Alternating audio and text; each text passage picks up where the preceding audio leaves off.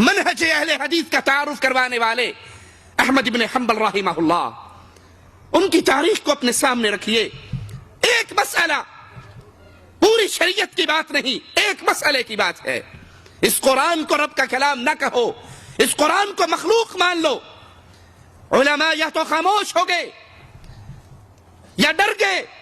یہ تنہا امام احمد رحمہ اللہ ڈٹے ہوئے ہیں بادشاہ کے سامنے، درے پڑ رہے ہیں، کوڑے برس رہے ہیں، اور ان کی زبان سے ایک ہی جملہ نکل رہا ہے، ایک ہی جملہ نکل رہا ہے: مجھ سے فتویٰ لینا ہے، یا رب کے قرآن کی آیت لے آؤ یا محمد کریم کا فرمان لے آؤ صلی اللہ علیہ وسلم.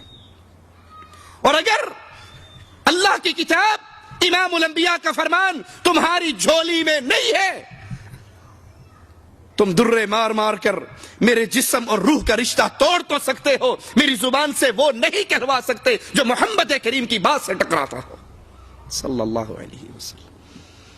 امام مالک رحمہ اللہ ایک مسئلہ جبر کی طلاق کا، بادشاہ وقت چہرے پر سیاہی ملنے کے بعد، گدھے پہ سوار کروانے کے بعد بازاروں اور گلیوں میں گھماتا ہے.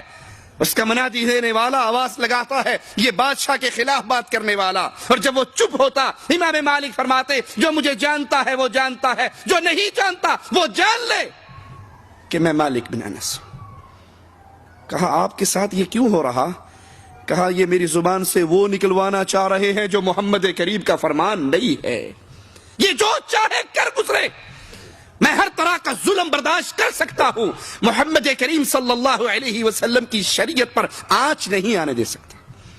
لوگوں، یہ صحابہ کرام، صحابہ کے شاگرد، ان شاگردوں کے شاگرد، یہ محدثین، یہ آئمہ، اللہ کے لیے سوچئے ان کا وارث کون ہے؟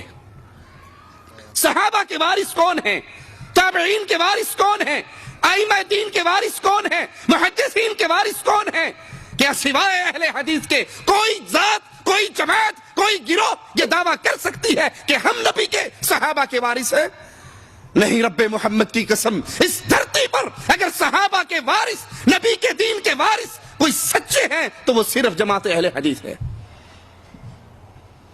لیکن اللہ کے لیے اے اہل حدیثو، اے رب کی توحید کو سیکھنے والو، اے محمد کریم کی سنت کو اپنے سینے سے لگانے کا دعویٰ کرنے والو، کیا تم اپنی ذمہ داری ادا کر رہے ہو جیسے ادا کرنے کا حق ہے؟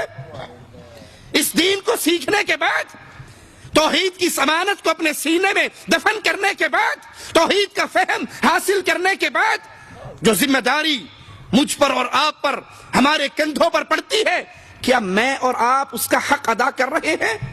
یہ ایک سوال ہے. اللہ کے لیے اس سوال پہ غور کیجئے گا. صحابہ کرام اور ان کے شاگرد، ہمارے سلف صالحین ایک ایک مسئلے پر اپنی جان دے بیٹھتے تھے کہ ہماری جان رہے یا نہ رہے، دین محمد کا یہ مسئلہ نہ بدلے. لیکن آج اس پرفتن دور کے اندر دین اسلام کا ایک مسئلہ نہیں، پورے دین کو بدلنے کی سازش چل رہی ہے. دین کا وہ کون سا مسئلہ رہ گیا جس کو ظالموں نے نہ بدلا ہو، جس کو بدلنے کی کوشش نہ کی گئی ہو؟ دین کی بنیاد، دین کی اساس، دین کی سب سے اہم چیز وہ اللہ کی توحید ہے. اور آج اس توحید کو ہی بدل دیا گیا، اس کے مفہوم کو ہی بدل دیا گیا، توحید کی باتوں کو شیطان کے وسوسے قرار دے دیا گیا. احمد رضا خان صاحب بریلوی اپنی کتاب ملفوظات احمد رضا میں